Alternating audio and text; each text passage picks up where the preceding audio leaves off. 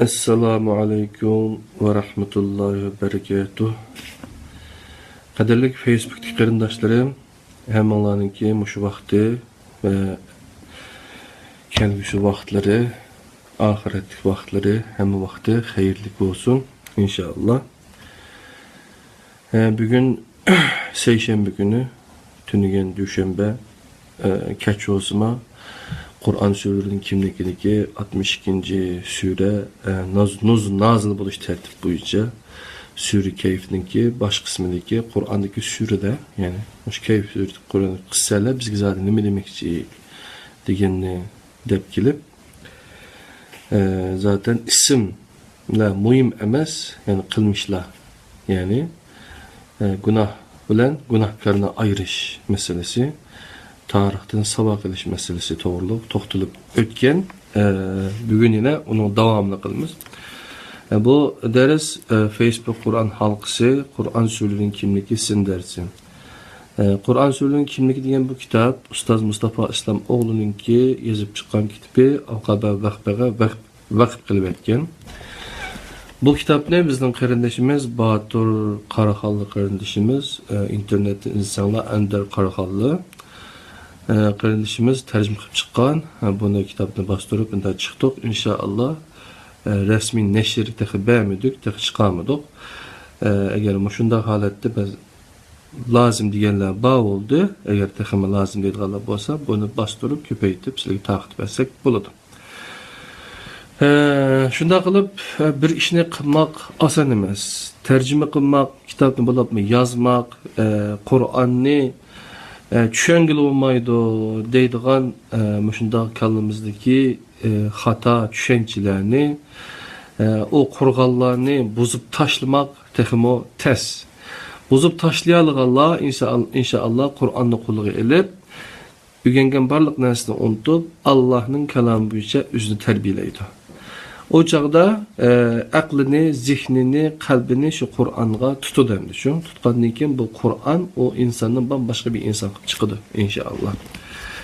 Şunlaşka onda boğan çağda tasavvuri, aklı, vicdanı şu Kur'an bilen yuyulgan, Kur'an bilen zehirleri tazılangan, dezinfeksiya kılıngan qarindaşlar, virusları öldürülgen qarindaşlarımızdaki kollarga kalem çıkıdı. Kur'an'ın talip oludu. Ondan kin özü toxtamasdan birisi bir yerden bir pul beğenmisima özünün hayatını tamam biz ezip ketken yerlerimiz barken biz Kur'an'ın ağamçısıga Allah'ın ağamçısıga olan Kur'an'a Peygamber sallallahu aleyhi ve sellem ve sahabeler esilgandık bizim için esilaydı degen niyet kildi. Birileri bir yerden bir pul beğenmisima özleri hayatını şunu ataydı inşallah. Şu kitaplarını tercüme kılışka tirişidu.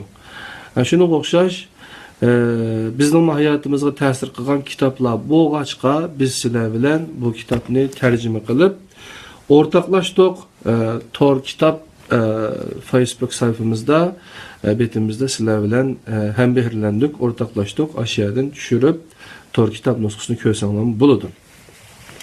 Bunda qilib kun endi bugün tong atdı. Elhamdülillah sağ salamet kopaptımız.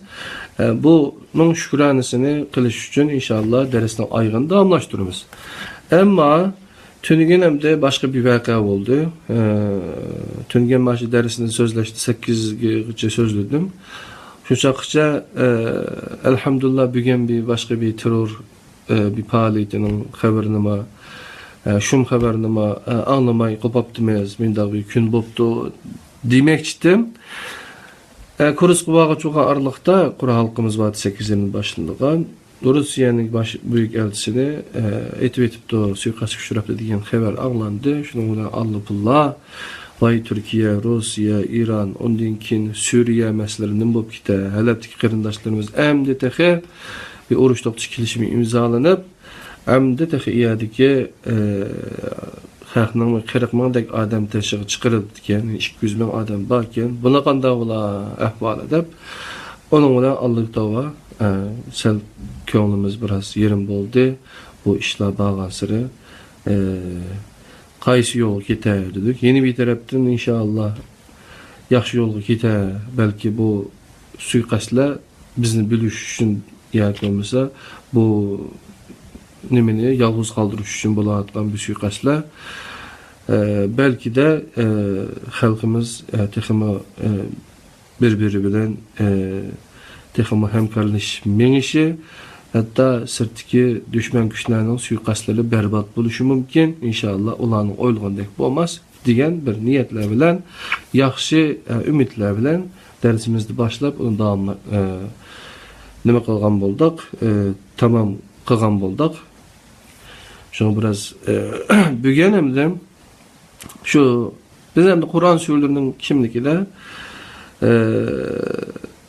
her bir Kur'an suresi 114 sure var. Muşularınki Mekke'deki Peygamber sallallahu aleyhi ve sellem'ninki 13 yıllık hayatı nimesi asasen nazlı olup mağlu şeydik meselerini kılış için. Hem de bazı da Peygamber sallallahu aleyhi ve sellem'ge burunki peygamberlerinki nebilerinin, Resulullah'ınki hayatıdan örnekler elip Peygamber aleyhisselam'a terbiye kılındı ve bizgim o aşı kıssalardan bazı derslerini çıkarınlar, sabak elinler dep Allah bizgim o bir neslen hitap kıldı. Şonlaşka biz bunu dersimiz devam kılıp mağla dersimiz Kur'an surlarının kimligi, Facebook Kur'an halkımızdaki Kur'an surlarının kimligi sin dersimiz. İsmini bir yazıp koyay. Neçinci sure işkellikini biz 62. sureninki hatırla. 62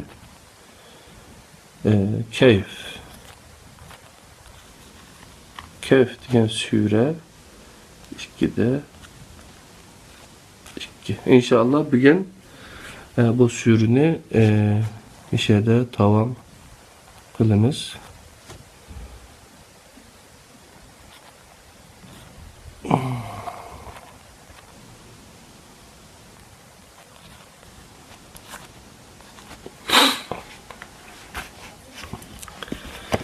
Tüngen kol telefonda kılgan tok, bugün öydümüz, ne olandakin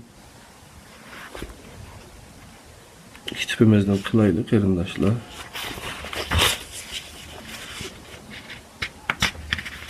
Yani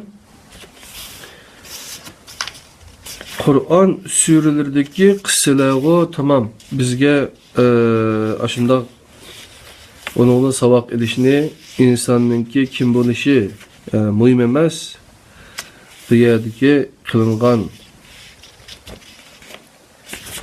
demekçi olan bizge demekçi olan gap, üretilmekçi olan narsa mühim demekçi. Demek ki Kur'an'da köpünç vaxtda biz onun tarihi yak simovul işkellikini ayıryanmaydıgan obrazlanmış edildi onu. Depkili mene Kur'an kıssalar arkalık tasavvur, akıl, şahsiyet ve hayatını şekillendirdi. Kur'an kıssalar arkalık hitap kılınıcıda faruk bir akıl şekillendirdi. Yaxşılar bilen yamanlarını, hak ehli bilen batıl ehlini, müminler bilen kafirlarını, salihler bilen fasıklarını, zalimler bilen mazlumlarını ayrıyaladığan bir kabiliyet berpa kıldı deydi. Kur'an'ın kıssaları. Şuna hem de cuma günü şu Kehf suresini okunlar diyecek sebep şu okşaydı kardeşler. Bu sebepten Kur'an kim kimdir sual üstüde toxtalışını onuğa kim hakikat aldıda qaysi sebepte turvatıdı sualının cevabı üstüde toxtaldı ve bizgima bu sualının cevabı üstüde izlenişimizni tavsiye kılıdı. Şunda kılıp suremde Kehf suresideki deydi. 5 kıssa meselenin məqsədi. Kehf surəsində 5 kıssa məsəl bayan kılıngan. Bunların birincisi Ashab-ı Kehf kıssası. Anlasaq bizning turpandımı Ashab-ı Kehf baki degan rivayetdə mi varmış, onu keyin anladık meyge çıqqan çağda. Bu kıssa mevcudiyetinin iki kutubu bolgan hayat ve ölümnin mahiyetiga kişinin diqqatini ağdırdı. Gumrahlık kaplagan bir cemiyet içinde ularga karşı köklek kerip yaşaş gerekmi? yoki jamiyatni tark etish kerakmi degan savolning javobi bo'lib hisoblanadi. Diqqat qilaylik qarindoshlar. Gumrohlik qaplagan bir jamiyat ichida ularga qarshi ko'krak kirib yashash kerakmi yoki jamiyatni tark etish kerakmi degan savolning javobi bo'lib hisoblanadi. Bu qissa orqali iymoningizni yashay oladigan bir g'archilik yeringiz, siz uchun uyingizmi bir g'ar bo'lsa, ensirmang demoqchi. Anladingmi? Sadri İslam'da bu qissaning qadrlik Resulullah'ның ve sahabelerinin hayatında namayendeleri var idi. İbn Mesud Mursalati suresini nazarda tutkan halde mundaq deydi. Biz Mina'da bir garda Resulullah bilen mehbi halde uçuruşattık. Bu sure nazil oldu. Bu qissa orqali tunji hitap qiluvchilarga siz bugunning ashabi kayf bo'ling demoqchi edi. Amdaylıqı qarindoshlar, bu g'arga chiqib yashaydigan jamiyatning ayrim bir dunyoda yashashni maqsad qilgan buddizmning, sufizmning ta'siriga bak uchrab ketgan ahvollar bakchiq biz uchun. Shunga Qutatqu bilikni o'qisanglar, Qutatqu bilikda 4 ta personaj bormi? Shuning ichida tag'da yashashni o'ziga nima qilib olgan bir dervish bor. Uni chaqirtib kelib padişahı bir danışman, məsləhətçi olub işləş doğruluq veziri təklif qıldığı deyilmi? O deydi, mən insanlarla birlik olsam, günahkar olub gitmə, o deydi. O deydi, vezir deydi, sən iyədə yaşasan, uzanlarla yürüsən, sən bizim cəmiyyət yaşayıb, bizim dövlətin içində xalqla yaşayıb, xalqa faydalıq bir nəsə qılmamsan. Deyən bir təklifini bürüdü məni isimli qilishçə. Şu çağdaki, əmdaş Qutatqu bilikni yazğan Yusuf Qas Hacibnin ki, cemiyetki bo'lgan ko'z qarashi, undan keyin anda bekinmişlik holati, yaşamaslik to'g'riliq so'zlagan falsafiy qarashlari haqiqatan Qur'onning nimasiga mos keladi shu. Payg'ambarimizning sunnatiga mos keladi. Hozirgi bizning tushunchimizdan Yusuf Hasajibning Qutatqu bilikdagi tushunchalarninki haqiqatan ilg'or ekanligini men sizga yetiglik. Zaten Kur'an nimene Kur'an'ı okup boğandan keyin Yusuf Hasajibninki Qutatqu bilik nima o'qigan shu o'z vaqtida boshdan oyoq o'qib chiqdim. Moshunda tom kitob. O'z vaqtida shu o degan 96-yili biz o'qish bitirgan vaqt, o'qish bitirishdan burun qon olgan bir ish bo'tdi. Shu qon taqdim qilgan chog'da bergan bir pul bor bizga chiqdi. Qarasak, yanlı kitapxanaga, Şinxua kitapxanasına aş kesakdek tizib etibdi. Eshikning darvozasidan kirishdilar. Adamning bo'yidek keladi shu. Bu kitapni 10 lira, 10 koy, 5 koy satimiz debdi. Mushunda qalin kitap hamda shu. Onu ko'rib içimiz endi shahada ajoyib siyrilib ketdi. Kitapdan bir 5-10 ni setib oldik. Elib, apirib buni o'zimiz yaxshi ko'radigan bolalar bu kitapni o'qinglar. Bu bizniki ecdadımızın yazgan bir kitabı. Biz bu dap qilib, bunu dap qilib çelib oynaymiz.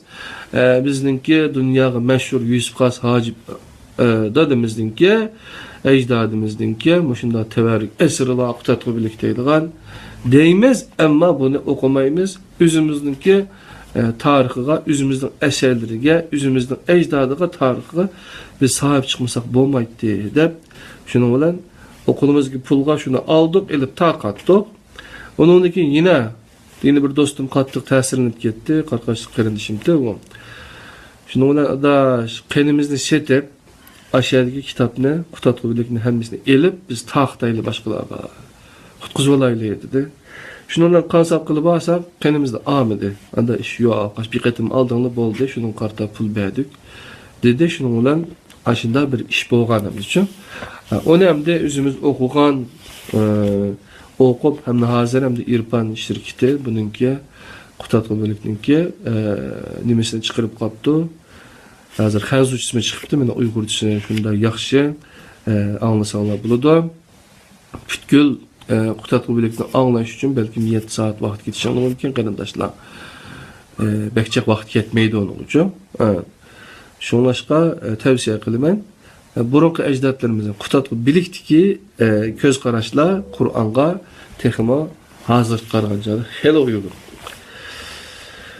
Demek yani kıssalardan, aşındaq dastanlardan, bu Kur'an'daki kıssalar bizge nima demekçi degan to'g'ri so'zlab, Kayf surasidagi Ashabil Kayf qissasida sami mushu dunyodagi, ammo hozirgi jamiyatdagi Ashabil Kayf bo'la olaysa deydi.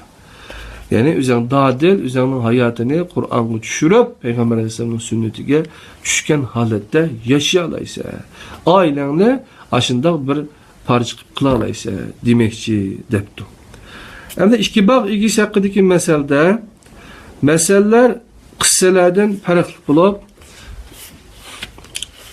tarixiy bir reallikni aks ettirishi shart bo'lmagan va xitob qilinuvchiga bir haqiqatni bir tamsil orqali yetkazishni maqsad qilgan bir xil adabiy janrdir. Shundaqdimi masalalarning har joyda va har zamonda real hayotda yuz berish mumkinchiligi bor.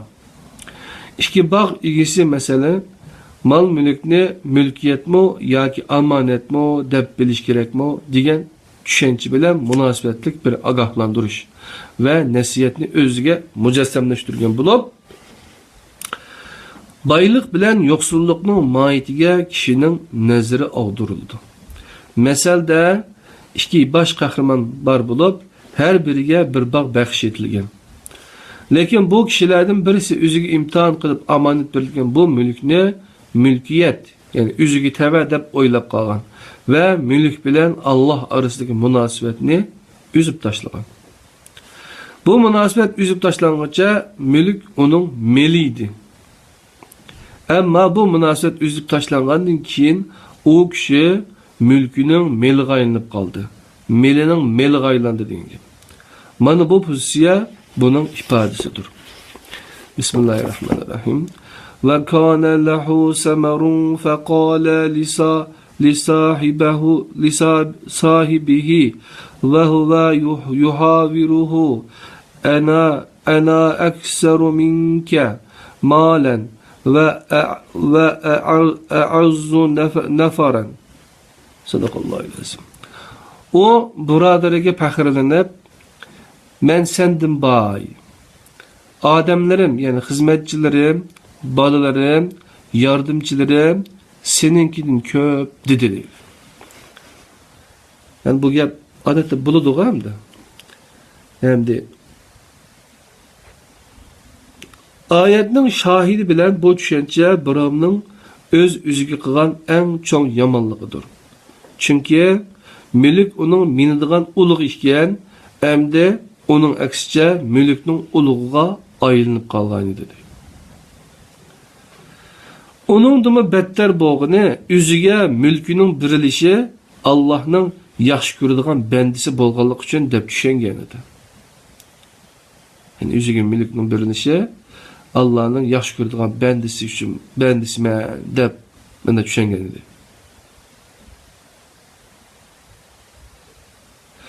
Mülk onunla ahiretini unuturduğun, Xudini yo'qotgan, Rabbini unuturduğun idi.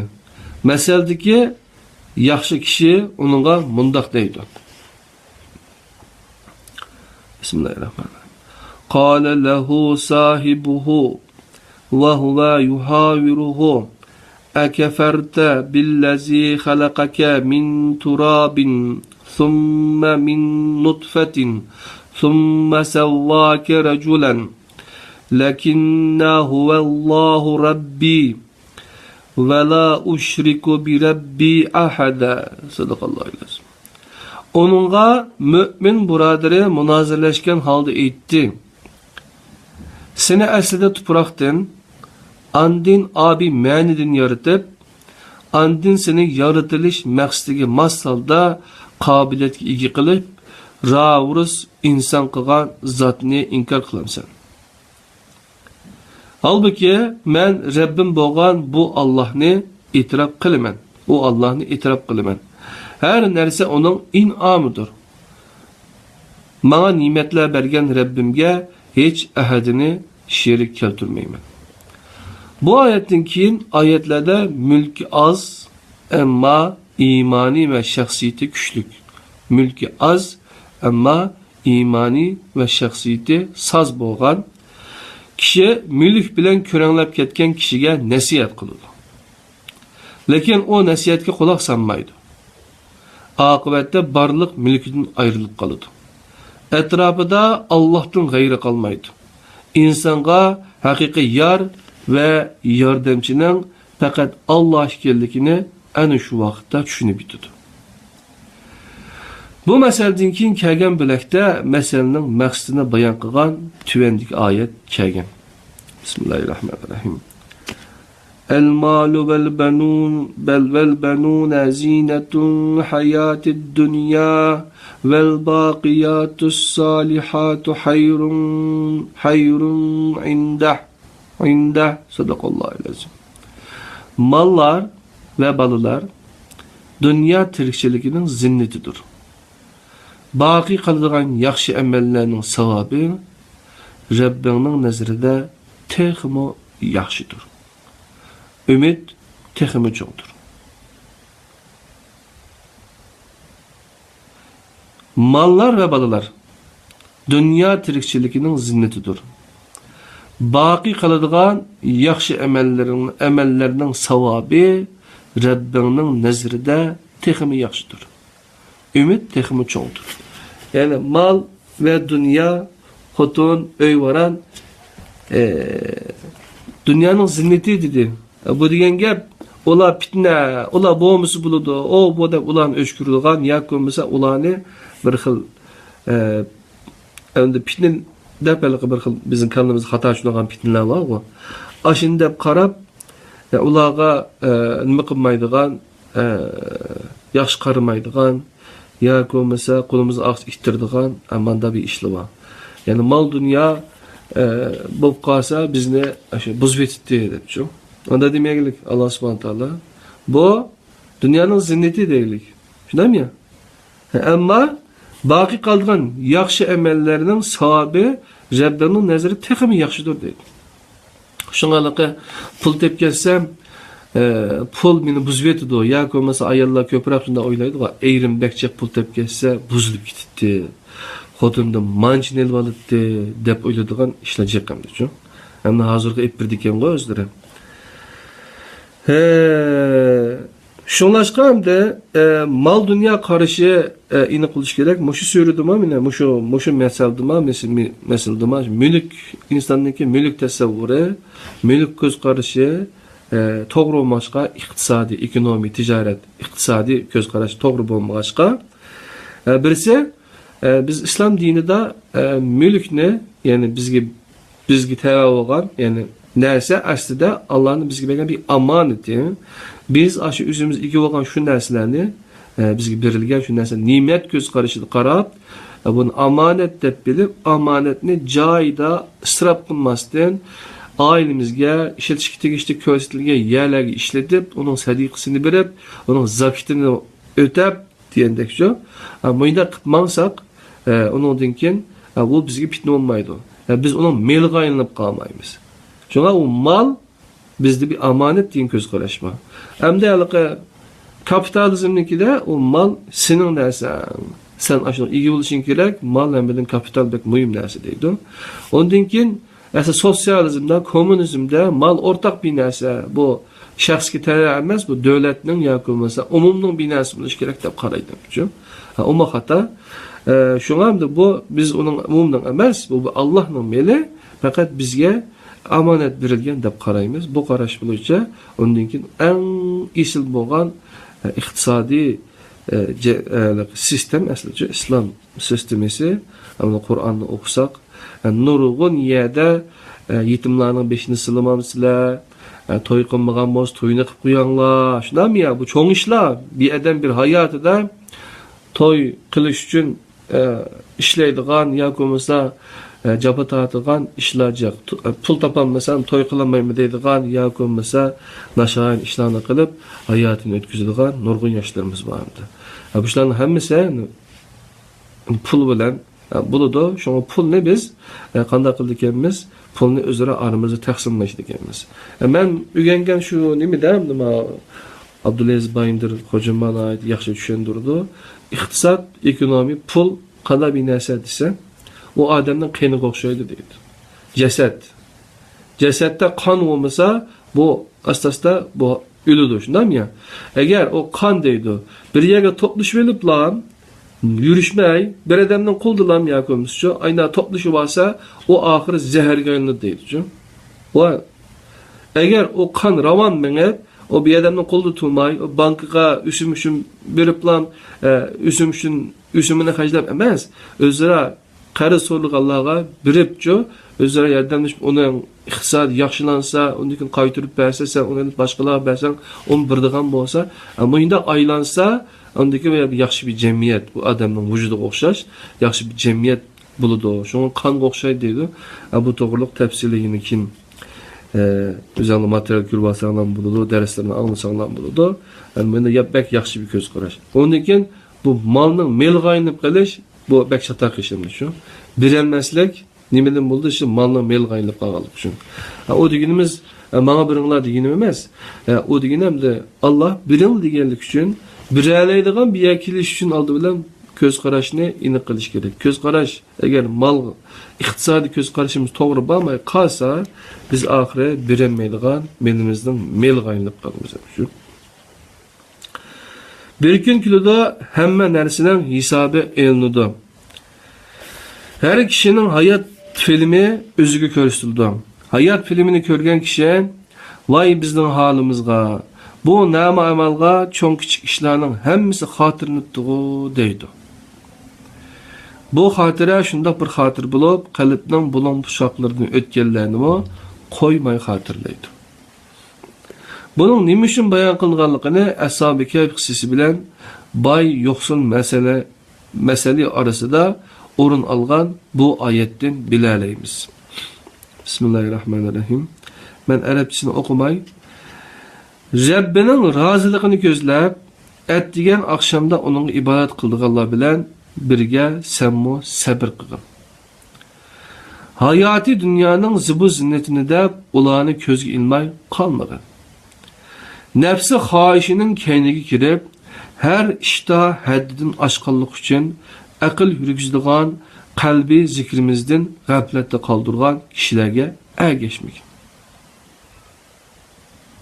Demek ki, ahire mine, kandak adamdaki ergeçiş doğruluk, aş misallarını birip, haişinlarını, kallarını göz kaçan doğruluğunu deyip, ahire 28. ayeti de bu bizge Allah subhanahu taala tenbih, bizge bir ağırlandırış qıptım. Rabbinin razılığını gözlep, ettigen akşamda onun ibadet kıldığanlar bilen birge semmo sabır qılın. Hayatı dünyanın zibu zinneti dep ulanı közge ilmay qamıgın. Mal dünyasının do qilbatmıson. Nefsi haişinin keniga kirip, her işte haddidin aşqanlık üçün, akıl yürgüzdiğen kalbi zikrimizden gaflette kaldırılgan kişilerge ergeçmegen. Yani üzüm pul emas baran bol dep aşında kiti vermegen demek için. Yani hem de üçüncüsü Adem İblis kıssası iken, bu kıssada nime depti biz bir qarab çıkaylı qarindaşlar. Ondan keyin dördüncüsü de Musa alim bende yani Hızır doğruluk buldu iken, ondan keyin bu kıssada sözlengenden keyin 5. Zulkarneyn meselesi iken, Zulkarneyn'inki kıssası iken.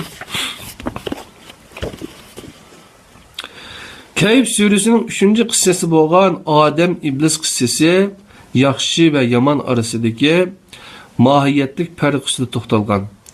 İblis insanın düşmanı. Ondaqda kişi düşmanının sözüge kulak salamdı, ama insan kulak saladı. Men balla qarindaşlar, meyaga tor kitap deb yezib qo'yay. Facebook'taki adresimizni. Tor kitap deb izlep bu kitapni tushirib olsanglar bo'ladi qarindoshlar. Qur'on surasining kimligi dersimizden 62. Sure Kehf, yani nuzul tertibi bo'yicha. Yani insan deydi. İblis insanın düşmanı. Ondaqda kişi düşmanının sözüge kulak salandı, ama insan kulak saladı.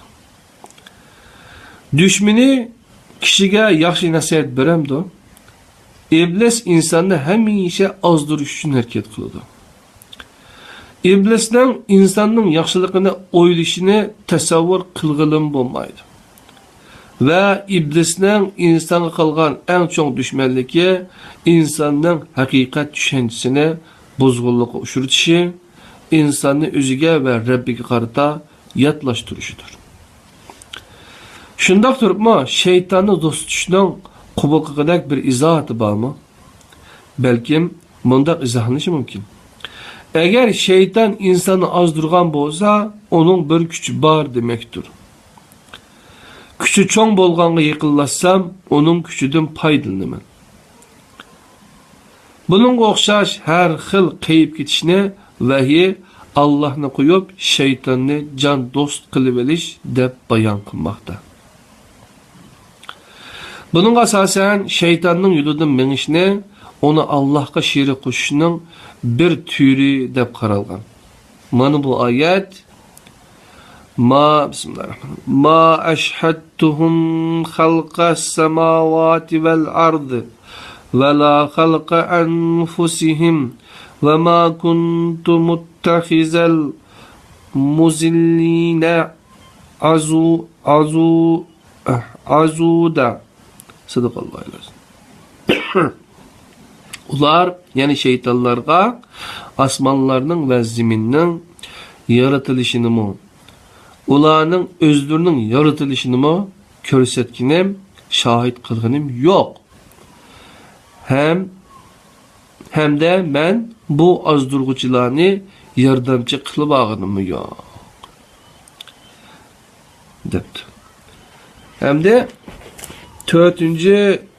kısa olan Musa alim bende, yani Hızır divalıda alim bende kısası meselesi ne külapütümüz. Yani bu Kehf Suresi'ndeki 5 tane kıssa var. Şunun içindeki 4. kıssa. Simoğul karakterik tilinin yukarı pellisi boğan Musa alim bende mesele san ve sübetinin uçuk ve yuşurunun bilim ve hikmetinin mahiyyatine toxtuludu. Bunu alim bendenin meselenin ahirede aytgan şu sözlerden nayit roşen his qila alaymiz. Yani men öz xahişim boyunca qilganim yo'q.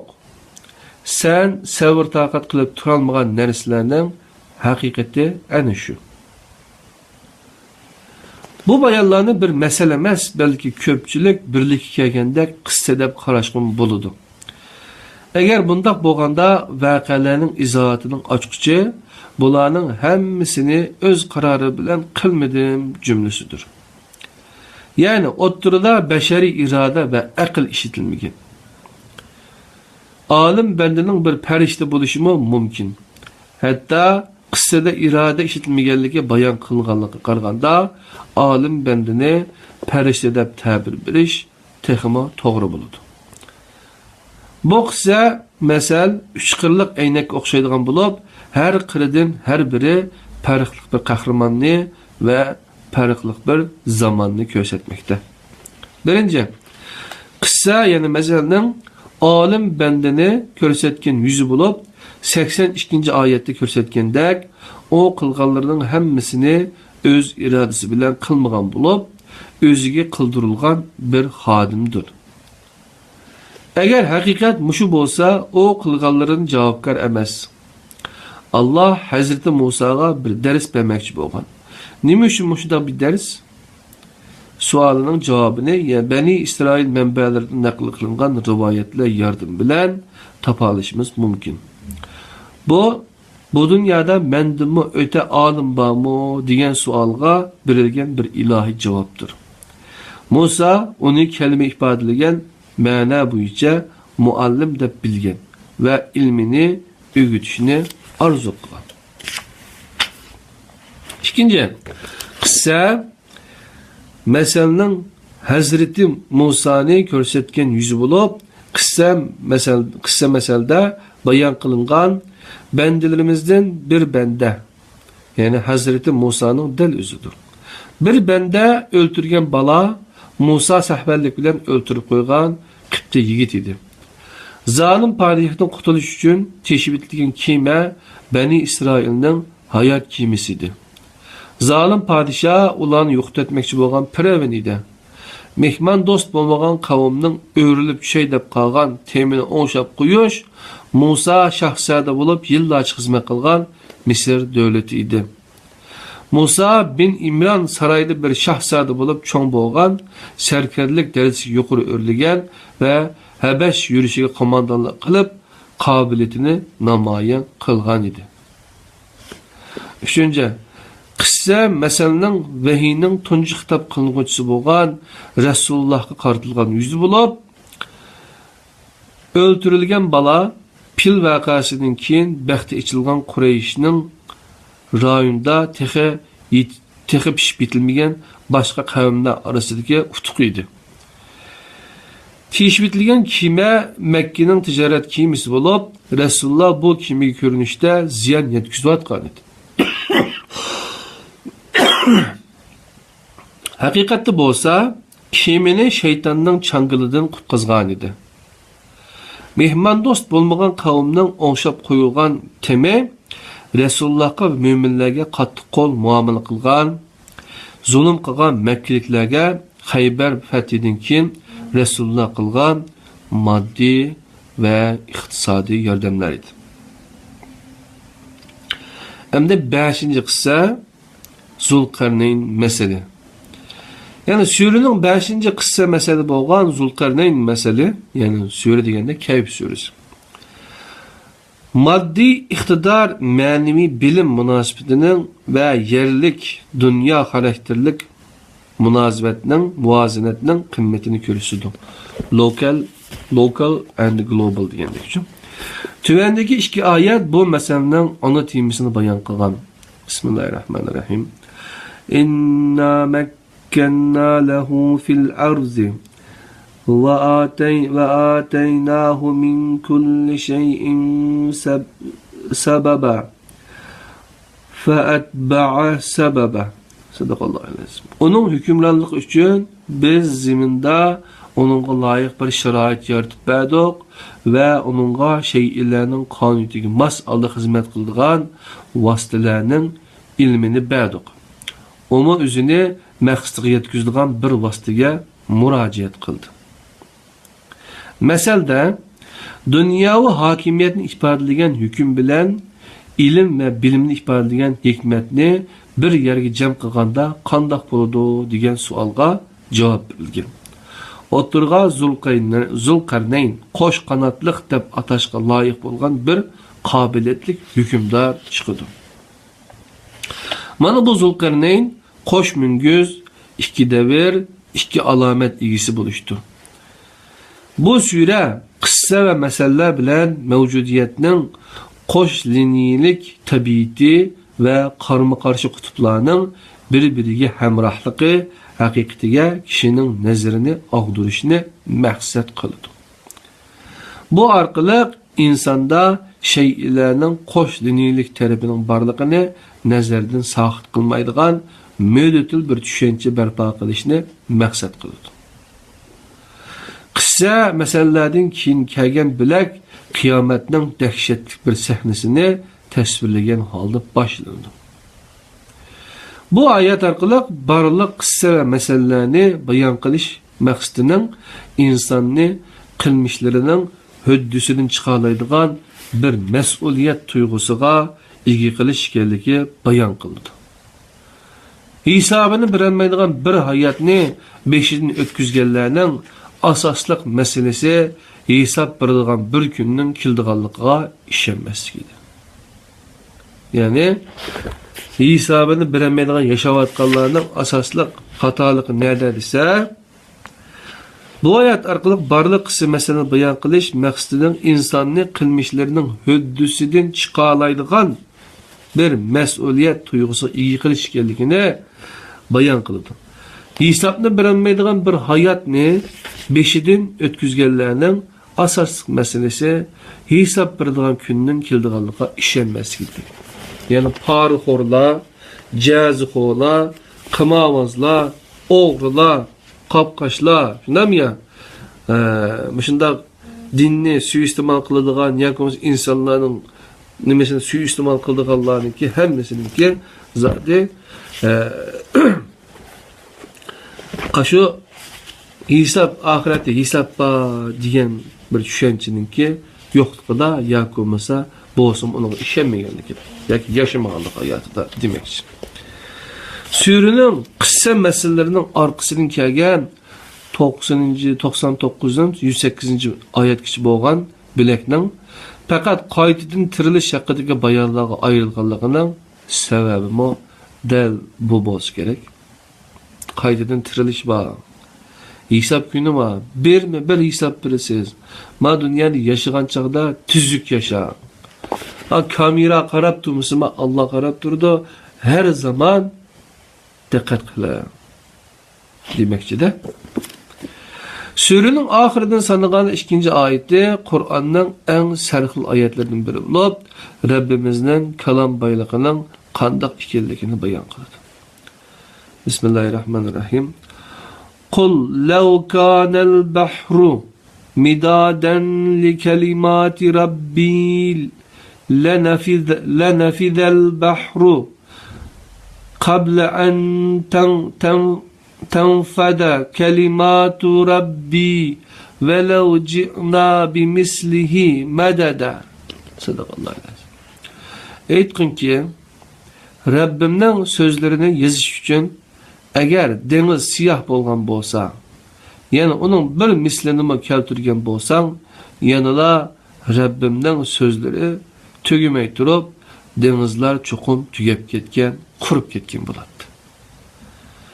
Xülasilaganda Kayf surasining asosli maqsadi, qarindoshlar, insonning hayoti, bilimi va iqtidori o'tkinchi, cheklik va nisbiy bo'lib, Allohning hayoti, bilimi va iqtidori abadiy, cheksiz va mutlaqdir degan haqiqatni xitob qiluvchiga o'rgatishdir. Bu sebepten insanın kılışkı tegishli işi Bismillahirrahmanirrahim. فَمَنْ كَانَ يَرْجُو لِقَاءَ رَبِّهِ فَلْيَعْمَلْ عَمَلًا صَالِحًا وَلَا يُشْرِكْ بِعِبَادَةِ رَبِّهِ أَحَدًا. Sadakallahu aleyhi. Kimi ki Rabbige mulakat bo'lishini umid qiladigan, Alloh bilan ko'rishadiganligini umid qiladigan, undaqda o Allohni rozi qiladigan salih amallarni qilsin. Va Rabbiga bandalik qilganda onunga hech kimni sherik keltirmasin. Canım qarindoshlar, Abayatın qıssılarda meyli bağ qıssısı olsun, şeytan bilen, iblis, Adem bilen, iblisinin, şeytanın qıssısı olsun. Ya olmasa Musa aleyhisselam bilen nimenin qıssısı olsun, Zulkarneyn'in qıssısı olsun. Bularning hemmisi de biz ilişki tegishlik dersler bağlılığını yukarıda sözünü öttü. En ahirde koygan nokta Allah subhanahu ta'ala'nın kimi ki Rabbige mulakat buluştu ümit kıldı ki ondaqda o Allah'ını razı kıladigan salih emellerini qilsin ve Rabbige qandaq qilganda onunğa hiç ibadet qilganda Rabbige bendilik qilganda onunğa hiç kimni şerik keltirmesin. Yani bu dünyada qandaq yaşasan kıyamette mi aşında kopsa demekçi. Şoňlaşqa Allah'ın halygyndaki yaşaş üçün, özümüzün halygyndaki emas. Allah'ın halygyndaki yaşaş üçün qarindoshlar, Allah nimi depatdy, nimi demekçi bizge üçün, qanday yaşadapdy, burunqy qanday yaşapdyken, qanday yaşasa, qanday aqıbetler bolady eken, bularni yaxshi biliş üçün Qur'onga, Qur'ondagi qissalarga ve qissalardan maqsad qilingan derslerge, yani savaklarga maksat muddalarını düşünüp yetişki doğru geliyor. Çoğunluk qarindoshlar, barmak aynı gösterse sen aygı qarıqın, barmaqa qarama. Ma inçikiken, tomken, andaken, mandaken. Bizning maqsadimiz boshqa narsa emas. Bizning maqsadimiz Allah'nınki ayetlerini. Allah'ın kitabı olan Kur'an-ı Kerim'ni düşünülen bir kitap ekanligini, onu yaşıqlı bulduğun bir kitap ekanligini, onun bir tarihi kitap emasligini, bunun kim o? Bizning hayatımızga nur tutulgan, hayatımızı yaştırgan, hakiki bir yaşaş nemimizni, süpütimizni östürdiğin bir kitap ekanligini sizler qarindoshlarımızga yetkizib qo'yish. Kur'an-ı Kerim tushangili bo'lgan kitap. Tushangili bo'lmaydigan kitap emas. Tushangili bo'lmaydigan kitapni yodlab nima qilamiz ham shu? Shundaymi ya? Yodlashning maqsadi nima? Siz onu yodlamasingizmi Allah subhanahu taala men bu kitapni saqlayman dedi, shundaymi ya? Hazır kelmişin nurgun zalimlar, nurgun hükümranlar öttü. Kitap tügep kaldı mı? Tügümedi kitap. Kitap tügep ketmeydi. Hazır kitabın emmesini seyirip süpürüp otku taşlısı mı? Allah saklasın. Ne bu da? Ne 7-8 milyon nimi var? Burun aşağıda deyittik. 7-8 milyon kari var dünyada. Bir tal noktasını unutup kalmayı eğitip verip deydi. Ama qanday oldu? 7-8 milyon kari bo'lgan bir dünyada yaşavatkan kan varan, shundaymi ya? Orta Şerik yoki Afrikadagi ahvollar, bizning vatanimizdagi ahvollar hammasi ayanimdi. Bu deganligim qarilar bo'lganlik uchun bunda bo'ldi deganim emas. Jinim qarindoshlar, bizni xato tushunmanglar. Qur'onni tushunmaganligimiz uchun, Qur'onni tushunmaymiz, tushungil olmaydi degan ko'z qarash kallada zeherlab bizni-chu qilganlik uchun. Namasa tamam aşı gapni deganlar qaysi aqli bilan dedi shu gapni shu. Sen qanday tushunding unda tushunmagan kitap bo'lsa. Ana bir so'rab baqsa bo'ladi. Ular aql ishitishdan qo'rqdi. Ama Allah subhanahu taala Qur'onning nurg'un yerida aqlinglarni ishitinglar deydi. Oku degan birinci ayette aql ishlatmasak o'qiyamaymiz. Ama okunun onuğa biz yadla deb bilbağaşqa şunun üçün yadlabla mesalette ötüdüğün gap. Okuyla qarindoshlar, kallamizda acile tabiat ayetlerini okuyla, insan ayetlerimizni okuyla, Allah'ınki yüzü bizi Kur'an-ı Kerim'de qanday tunuştuğan bolsa, aşağıdaki esma-i sıfatlarını okuyla. Peygamber sallallahu aleyhi ve sellem'in hayatı Kur'an'ın işidir. Yazıqlıq. Değil mi ya? Kur'an'da. Onu okuyla. Peygamber aleyhisselam'ın hayatı şu baş bir nas emez Kur'an-ı Kerim'ni yaşadı. Değil mi ya? Örnek bunun hayatı için. Anda bu başka bir Peygamber aleyhisselamsız bir İslam'ni mümkün emez. Kur'an'ın üzü Peygamber aleyhisselam'a Allah'ın Resulü gelgen mesajı olan, kitap olan Kur'an'da davet kıldı. Peygamber Aleyhisselam'ın örnekleri, biz şu örnekini alımız Peygamber Aleyhisselam'ın sünnetini yaşayan olsa bizim yaşaş getirişimiz. Başka bir narsa emez. Şuna ösek sözler vaktimizi almasın. Dünya inşallah tekimi güzel boğusu. Eğer biz Müslümanlar Kur'an-ı Kerim'de düşünüp kolumuzga alğançığımızda tekşidin, tobi besip qalğan yerden kolumuzga elip, düşünüp, aklımız bilen kalbimizni pakizlab, nemiya? Onundakin hayatımızı şu yaşayan vaktimizde birbirimizge hoşgörü, birbirimizge işindiğen, birbirimizni bedguman qılmaydigan müşde halat ikilimiz. Bunu demisem qaysi halat ikilligimiz hemmimizge ayan, Allah'ın özüge amanet bulunlar qarindoshlar, hem de 63. Sure bo'lgan nuzul buluş tertibi bo'yicha 63. sure Cin suresini o'qiydi ekanmiz. İnşallah erta şu Cin suresini birga tefekkür qilish uchun sizlarni o'xshash soatlarda balki bundan bo'ldi vaqtlarda sizlarni Facebook Qur'on halkımızga davet qilma, bizni vaqtыңlarni chiqarib tanışap geldiğiniz için köptün köp rahmet. Tüngen monayet köp görülüptü video. Sizin deriz. Hemenlarını Allah'a emanet. Esselamu aleyküm ve rahmetullahi berekatuhu.